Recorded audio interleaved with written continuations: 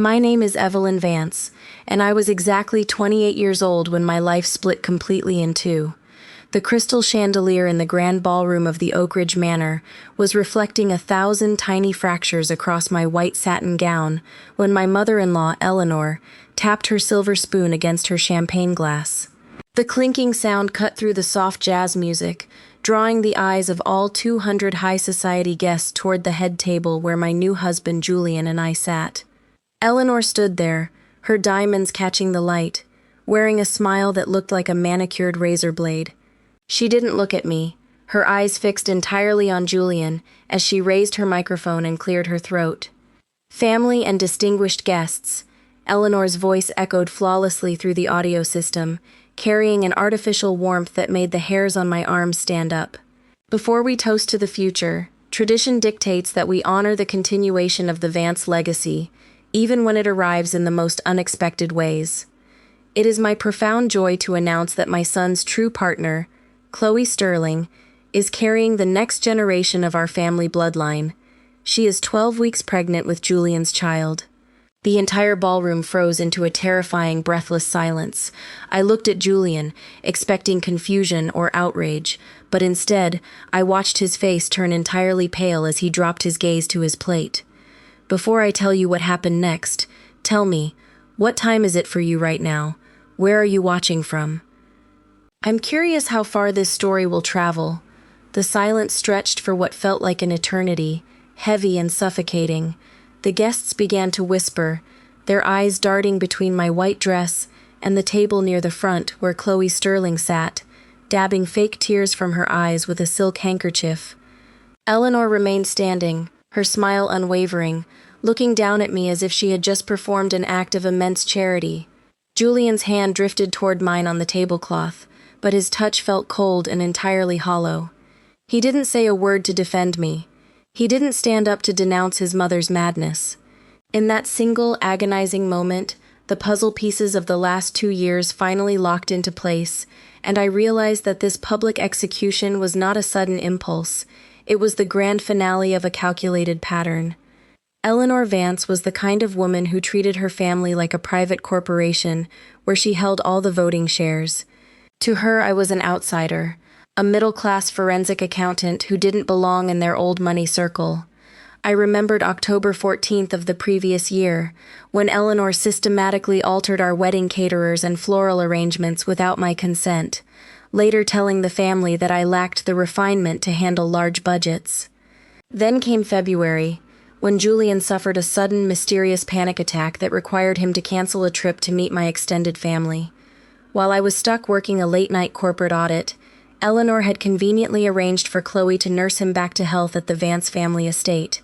When I confronted Julian about it, he spent 3 hours convincing me that I was being paranoid, using my demanding career as proof that I was neglecting our relationship. Even our prenuptial agreement, which Eleanor insisted upon, was a trap. 3 months before the wedding, she presented a dense, 30-page document drafted by the family's longtime legal team. She had smiled warmly over tea, telling me, "It's just a formality for the family trust, darling. A modern woman with your career wouldn't want our old money anyway."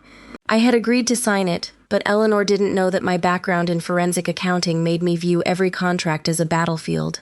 I had quietly insisted on adding an independent legal executor and an ironclad public infamy and marital malfeasance rider. They thought I signed out of naive compliance, but I signed with my eyes wide open. The reception dissolved into total chaos within minutes of Eleanor's announcement. I didn't cry. I didn't scream. I simply stood up, pulled my hand away from Julian, and walked out of the ballroom, leaving the whispers behind me. I locked myself inside the bridal suite at the back of the manor, my heart hammering against my ribs. Within 10 minutes, my phone began to vibrate violently on the vanity mirror as a flood of text messages poured in from the Vance family. Julian's message appeared first, a masterclass in passive evasion. "Evelyn, please don't make a scene." My mother shouldn't have said it like that, but we have to face reality together. Chloe is fragile right now, and stressing her out won't fix anything. Let's talk at the hotel. Seconds later, Eleanor's text flashed across the screen, dripping with cold superiority. I did what was necessary for the child, Evelyn. A Vance does not abandon their bloodline for the sake of appearances. I expect you to handle this with whatever dignity you have left. Then came a message from an unknown number, which I instantly knew belonged to Chloe. I never meant to hurt you, Evelyn. Julian and I just have a connection that dates back years. For the sake of the baby, I hope you can find it in your heart to step aside gracefully. The door to the bridal suite opened quietly, and my godmother, Clara Higgins, stepped inside. She closed the door firmly behind her, turning the lock with a sharp, decisive click. Clara didn't offer hollow condolences or tell me that everything would be fine. She walked over, placed her hands firmly on my shoulders, and looked directly into my eyes through the mirror. "Evelyn, listen to me very carefully," Clara said, her voice steady and grounding. "A tiger does not change its stripes, and a thief always leaves a paper trail. They think they have humiliated you into submission, but they have just handed you the rope to hang them with. Do not let your emotions cloud your mathematics." I took a deep, shuddering breath, the fog of betrayal lifting as my professional training took over.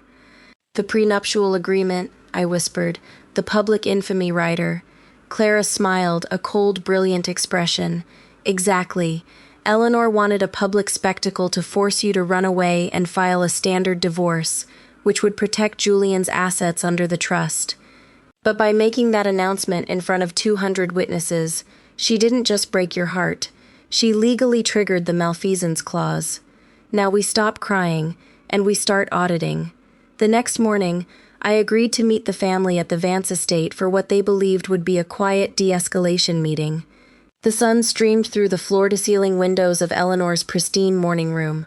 Eleanor sat on the velvet sofa, pouring tea with absolute composure, while Julian stood by the fireplace, looking everywhere except at me. Chloe sat next to Eleanor, holding a small ultrasound photo in her lap like a trophy. "I'm glad you've calmed down, Evelyn," Eleanor began, setting her porcelain cup down with a soft click. "We need to handle this with maturity. The wedding is over, but the marriage can be annulled quietly. We are prepared to offer you a very generous financial severance to cover your troubles." "A severance?" I asked, my voice completely flat as I sat across from them. "Don't be difficult, Evie," Julian chimed in, his voice laced with artificial pity. "My mother is trying to be fair. You can't expect me to abandon my firstborn child. You knew Chloe and I had history. If you had been more present over the last few months instead of burying yourself in your audit work, maybe we wouldn't be here. So this is my fault?" I looked directly at him. "You cheated on me, Julian. Your mother announced your infidelity at our wedding reception, and you are sitting here telling me I should have worked less?" Chloe squeezed Eleanor's arm, letting out a small, trembling sob. "Please, Julian, don't argue. It's not good for the baby. Evelyn, I know you're angry, but love isn't something you can calculate on a spreadsheet. Julian and I belong together. Eleanor knows what's best for the family." "Evelyn has always struggled with the concept of family," Eleanor said, her voice dropping into a tone of sharp condescension. "You are an accountant, dear. You deal in numbers, not legacy. This marriage was an experiment that simply failed. Take the settlement, sign the non-disclosure agreement, and return to your quiet little life." I stared at the three of them, watching the seamless way they shared the guilt, passing it around like a platter of hors d'oeuvres. They truly believed I was trapped. They believed that their wealth and social standing made them untouchable. Before I could respond, the heavy oak doors of the morning room opened. Eleanor frowned, clearly annoyed by the interruption. "I thought I said we were not to be disturbed," she snapped. But it wasn't a servant who walked through the door. It was Arthur Pendleton, the independent senior legal executor of the Vance Marital Trust, and the overseer of our prenuptial agreement. He carried a thick leather briefcase and a folder stamped with the seal of the state's family law court. Clara walked in right behind him, holding a tablet displaying a live data stream. The atmosphere in the room shifted instantly. Julian straightened up, his face flushing, while Eleanor's hand froze over her teapot. "Good morning, Eleanor." "Julian," Arthur said, his voice carrying the immense weight of 30 years of legal authority. As the court-appointed independent executor of the prenuptial structure signed on April 12th, I am required to intervene. This matter is no longer a private family discussion. It is now a formally documented legal proceeding regarding material breach of contract. Eleanor rose to her feet, her smile tightening into a hard line. Arthur, don't be ridiculous. This is a private domestic issue. Evelyn is simply upset about a family matter. We are handling it internally. The law does not recognize internally when a signed affidavit is filed, Eleanor, Arthur replied calmly, placing his briefcase on the mahogany table and clicking it open. Evelyn Vance filed a formal petition for contract verification at 6 o'clock this morning. Under Section 9 of the prenuptial rider, any public declaration of marital malfeasance or outside paternity made by a member of the signatory family triggers an immediate, mandatory independent forensic investigation into the family's assets. Over the next 72 hours, I locked myself in Clara's home office, surrounded by stacks of financial statements, corporate tax returns, and bank records. As a forensic accountant, I knew that greed always leaves a digital footprint. While Eleanor and Julian thought I was mourning my broken marriage, I was systematically tracing every single dollar that had moved through the Vance family trust over the last fiscal year. Comment what you would have done, because this question haunted me while I spent 3 consecutive nights staring at encrypted ledgers, uncovering the secret financial pipeline that Eleanor thought she had buried forever. On the 3rd night, my search led me to a series of large, irregular wire transfers originating from Eleanor's private corporate account. The funds were routed through a shell company called Sterling Horizon Assets and paid directly to the St. Jude Elite Fertility Center. The dates on the transfers were highly specific. They began exactly 4 months before my wedding. With Arthur Pendleton's legal authority backing me, we subpoenaed the clinic's certified intake records. What I found blew the entire conspiracy wide open. Chloe Sterling was indeed pregnant, but the medical documentation explicitly stated that the pregnancy was achieved via in vitro fertilization using an anonymous donor selection code. Julian Vance was not the biological father. The entire pregnancy had been planned, scheduled, and funded by Eleanor Vance to create a public scandal that would force me out of the family without triggering a standard asset division. The formal confrontation took place in the grand conference room of Pendleton and Associates law firm. The room was sterile, lined with frosted glass and mahogany. Eleanor and Julian sat on one side with their personal defense attorney, Marcus Vance, who also happened to be Julian's cousin. Chloe sat in the corner, looking noticeably smaller, without Eleanor's immediate physical protection. I sat on the opposite side next to Arthur Pendleton and Clara. "Let's be reasonable here," Marcus Vance began, leaning forward and spreading his hands. My clients acknowledged that the announcement at the wedding was unconventional and perhaps emotionally insensitive. However, a child changes the legal landscape.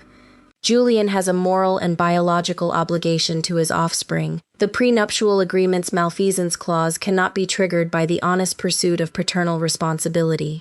Arthur Pendleton didn't say a word. He simply nodded to me. I pulled a bound, certified document from my briefcase and slid it across the table. It slid with a soft swoosh, stopping exactly in front of Eleanor. "Let's talk about biological obligations," I said, my voice steady, cool, and entirely devoid of the emotion they expected. "This is a certified copy of the intake and medical procedure ledger from the St. Jude Elite Fertility Center, dated January 14th. Julian, would you like to read line 4 aloud, or should I?" Julian frowned, reaching for the paper, but Eleanor snatched it away first. As her eyes scanned the medical codes and the signature at the bottom, the color drained from her face so fast it looked as if she had been slapped. "What is this?" Julian muttered, leaning over his mother's shoulder. "Mom, what is this?" "On January 14th, I stated clearly for the record. Chloe Sterling underwent an IVF embryo transfer. The procedure was fully funded by wire transfer number 4409, originating from Eleanor Vance's personal holding account. The medical documentation explicitly states that the genetic material used was from an anonymous donor, classification group 0 positive. Julian, your mother didn't announce your child. She announced a medical procedure that she bought and paid for 4 months before our wedding." Julian turned to his mother, his jaw dropping. "Mom, is this true? You told me..." You told me Chloe came to you because we had an accident in December. Be quiet, Julian, Eleanor snapped, her voice losing its high society polish for the first time, revealing the raw, panicked desperation underneath. She glared at me, her eyes filled with pure hatred. You think you're so clever, Evelyn. You think a few medical papers change anything?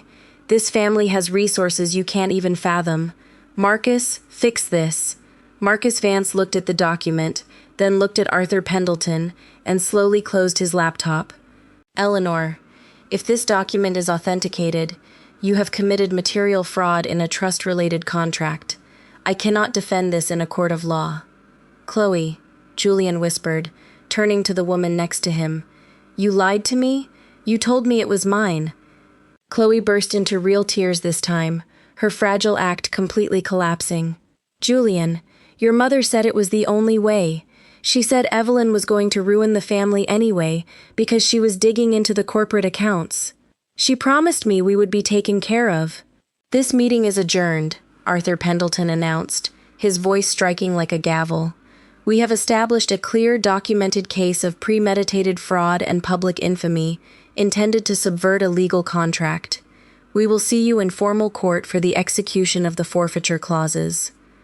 Realizing the legal walls were closing in, Eleanor attempted to launch a massive preemptive strike to protect her reputation. That evening, a massive, coordinated message was sent out to the extended family's private group chat, which included over 50 prominent members of our social and professional circle. Eleanor wrote a long, dramatic essay claiming that I had falsified medical records, used my accounting background to manipulate the family's financial data, and was attempting to extort a grieving, pregnant young woman for millions of dollars. She painted herself as a protective matriarch defending her family from a cold-hearted, greedy corporate operative. For several hours, my phone lit up with messages from distant aunts, cousins, and family friends, calling me a gold digger, a fraud, and a monster. They demanded that I drop the lawsuit and leave the Vance family alone. I didn't reply to any of them. Instead, I waited until exactly 9 o'clock in the evening. With Clara's assistance, I uploaded a single, high-definition PDF link directly into the main family group chat. The file contained 3 clean items: the certified wire transfer receipt showing Eleanor's payment to the fertility clinic, the clinic's official verification letter, and the specific section of the prenuptial agreement regarding public infamy and fraud. I attached a single line of text. The truth is found in the ledgers, not the legacy. Please direct all further inquiries to Arthur Pendleton at Pendleton & Associates. For 11 minutes, nobody responded. The group chat, which had been buzzing with insults every few seconds, went completely dead. The silence was absolute. Then, Julian's oldest uncle, the primary trustee of the entire Vance family wealth, posted a single message. Eleanor, you have brought immense shame to this name. Arthur, proceed with the audit immediately. Within 1 hour, 30 different family members left the group chat entirely, completely severing ties with Eleanor. 2 weeks later, we gathered in the formal probate court chamber for the final validation of the trust forfeiture. The room was empty of spectators, filled only with the smell of old paper and the heavy presence of the law. Eleanor sat at the defense table, looking noticeably older, her hair slightly unkempt, her famous diamonds noticeably absent. Julian sat next to her, looking completely defeated, his shoulders slumped. Arthur Pendleton presented the final forensic findings to the presiding judge. The audit hadn't just proven the wedding fraud. Because the investigation had been legally triggered, my team had been granted access to the deepest levels of the Vance corporate accounts. We had uncovered that Eleanor had been systematically embezzling funds from the family trust for over 7 years to cover her personal investment failures, masking the deficits by falsifying corporate tax returns. The judge reviewed the thick stack of financial documents, his expression turning increasingly stern with every page he turned. Finally, he looked down over his glasses at Eleanor. This court finds the evidence of contractual fraud, marital malfeasance, and systemic fiduciary manipulation to be overwhelming, the judge announced. Under the terms of the signed prenuptial rider, the marriage is dissolved with a finding of maximum fault against the defendant. The public infamy clause is fully enforced, then quote. The judge signed the final decree with a loud, definitive scratch of his pen.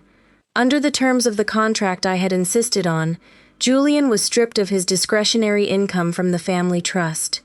Furthermore, Eleanor was legally removed as a trustee and ordered to pay immediate restitution to the trust estate, effectively bankrupting her personal holdings. Julian stood up as the judge left the bench, his hands shaking as he looked across the room at me. Evelyn, please, you've ruined us. My mother has nothing left. I have nothing left. How can you be this cold? I packed my laptop into my leather bag, zipped it closed with a slow, deliberate movement, and looked at him one last time.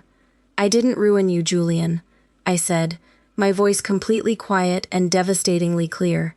I simply audited you, and you were found completely bankrupt.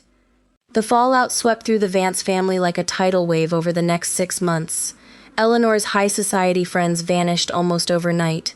Her invitations to exclusive charity galas were quietly revoked, and her name was scrubbed from the boards of several local museums. To cover the court-ordered restitution to the family trust, she was forced to sell her beloved Oak Ridge estate and move into a small, 2-bedroom condo on the edge of the city. Julian's downward spiral was equally swift.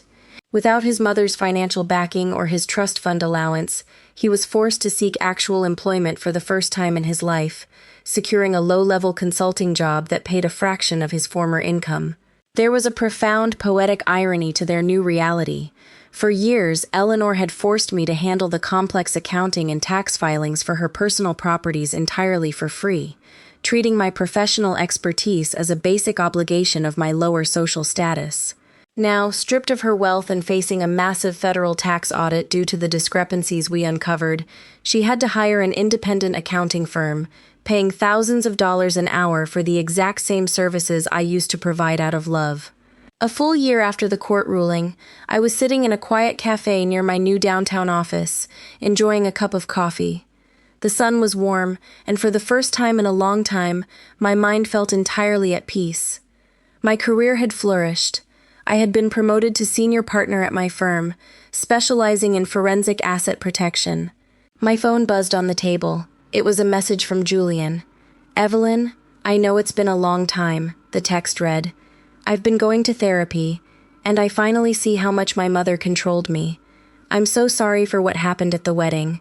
I'm struggling with my new apartment lease, and some old tax forms from the trust. Could you just take 5 minutes to look over them for me? For old time's sake? I looked at the message, remembering the girl who would have dropped everything to fix his problems, the girl who would have apologized for being too busy with work. But that girl had learned the true value of her boundaries. I didn't block him, and I didn't type a long, angry response. I simply replied with a single, calm sentence. My professional hourly rate is $400, Julian, and I no longer take on toxic clients. I closed the app, put my phone away, and took a sip of my coffee, never looking back. If you are watching this story right now, and you are the one who always fixes everything, the dependable one, the quiet one, the one who stays up late solving everyone else's chaos while they take your presence for granted, listen to me closely. People who do not value your presence will always try to calculate your silence as weakness. They will use your kindness as a buffer for their bad behavior, and they will expect you to play your role in their script without ever asking if it hurts you. But you must remember that you hold the pen. Your value is not defined by their approval, and your boundaries are not up for negotiation. When people show you who they are through continuous patterns of betrayal, do not try to fix them. Audit them. Look at the data, trust the evidence, and walk away with your dignity intact. What would you have done if your mother-in-law made an announcement like that at your wedding? Would you have stayed to fight, or would you have walked out immediately? Let me know your thoughts in the comments below. This video is completely fictional and created only for entertainment, educational, and reflective purposes.